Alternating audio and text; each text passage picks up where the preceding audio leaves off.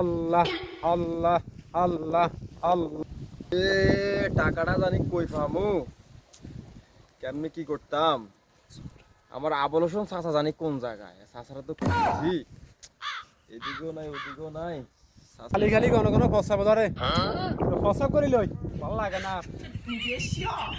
আবুল কাকার কই পাই? ওই যে আমার আবুল কাকা, পাইছি আমি তারে।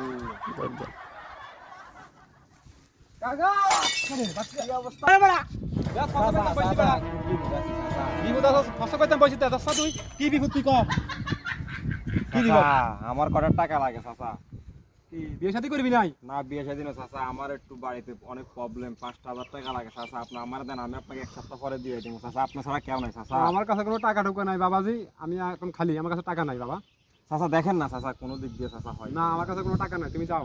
চাচা দেখেন না চাচা, আপনি আমার চাচা মানুষ সব বেশি সমস্যা। শোনো বাবা, আমার কাছে এতিমের বাবতে কটা টাকা আছে, তুমি যদি নিতে চাও আমি দিতে পারি, তবে শর্ত একটা, আমারে প্রতি মাসে 200 টাকা করে দিতে হবে বাবা। এখন আমার যে বিপদ, আমি নিতে হবে আর কি করবো। আচ্ছা চাচা ঠিক আছে, দেন যেমনে সুন্দর এমনি। তুমি কালকে আমার সাথে দেখা করো বিকেল আমার বাড়িতে, ঠিক আছে? ঠিক আছে চাচা, ঠিক আছে। আচ্ছা ঠিক আছে, যাও।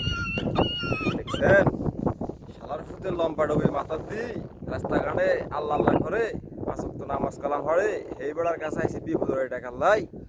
এই বেড়া আমারে কয় আমি 200 টাকা সুদ দিতে হইব। কি হবে এসব লোকের, আল্লাহ পাকে ভালো জানে। আল্লাহু আকবার।